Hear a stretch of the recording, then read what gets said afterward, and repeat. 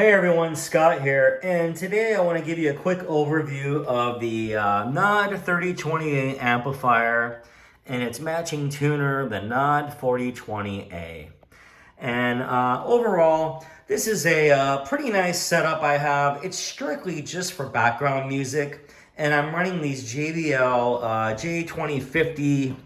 J2050 bookshelf speakers, and I'll go ahead and take that off so you can take a look at that.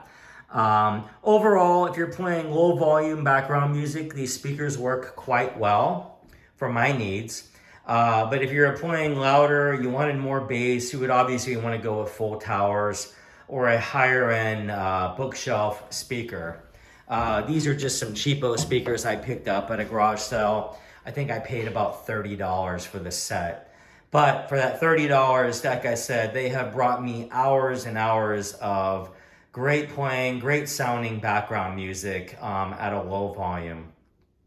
In my previous video, I was showing you the Yamaha RN602 receiver that I have, and I've had this one 6, 7, maybe almost 8 years now. And it's a networked receiver, and I was primarily using it to stream music on Spotify. But recently I canceled my Spotify. I switched over to YouTube Music. And YouTube Music is not natively supported on this Yamaha receiver. So I got the idea, why not get the NAD 3020A hooked up, and I will try getting a dedicated media streaming device to hook into there and see how that sounds and run kind of a different setup for a while.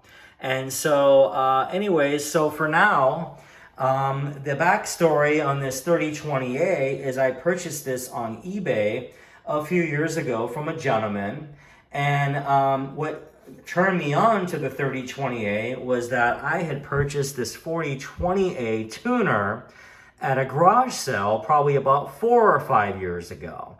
And so when I realized there was a matching amplifier that I could get for the 4020A, I did some research and I bought the 3020A. Now, I've had these in storage in my garage now for the last few years. I didn't really have a reason to swap anything out. I would occasionally turn the 3020A on to just play some background music in my garage. But I decided after this whole thing about switching out the Yamaha amplifier receiver below that I just showed you, let's go ahead and bring this into the house and change the setup up a little bit. So that's where we are today, and anyways, so I wanted to share it with you. Now, a couple of things about this 3020A amplifier that I want to point out is that I've noticed that as far as the sound goes, the mid-range is definitely more of a higher volume than I'm used to. Now that could be a couple of reasons. One, it is running the original capacitors. It's never been serviced.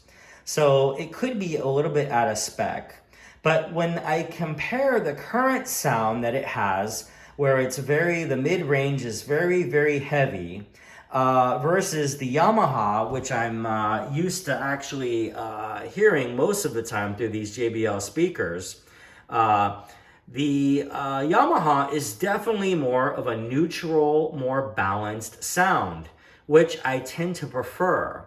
So it's going to be interesting if and when I get this NAD 3020A serviced, if that actually changes the sound much or not.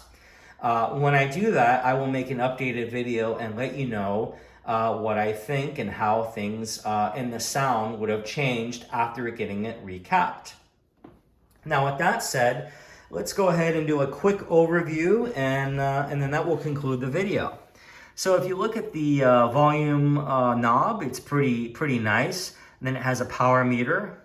It has a loudness switch, a mono option switch, and then you have your switches for tape, phono, tuner, and aux. You have your balance, treble, and bass controls, a headphone jack, and your power switch.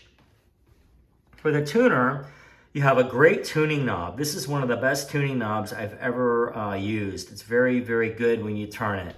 It's nice and heavy and solid.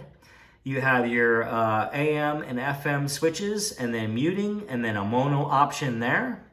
And let's go ahead and turn it on. Now, one thing I do want to tell you, when I turn this on, one of the capacitors somewhere is bad. I believe it's in the preamp section. I've done a little research and a little Google search on that. And when you first turn it on, you will hear this buzzing noise or this thumping noise through the speaker, which I will share with you right now.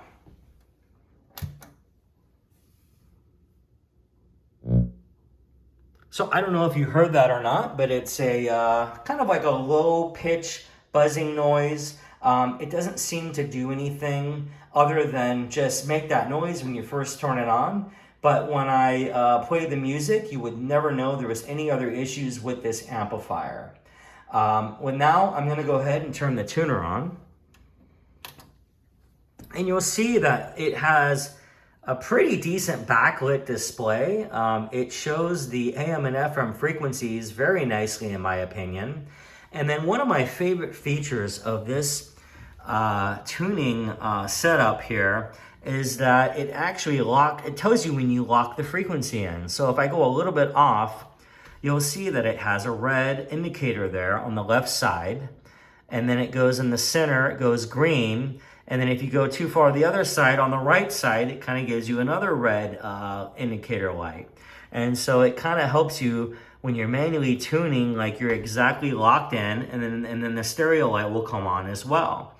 And so again, I'm really into radios. I really enjoy stuff like that. I always find that the manual tuners bring in a more precise, a cleaner signal than a digital radio. And so that was one of the reasons what got me started on all this was when I first bought that 4020A tuner at the garage sale that I was at. And like I said, it's been my favorite tuner ever since that day.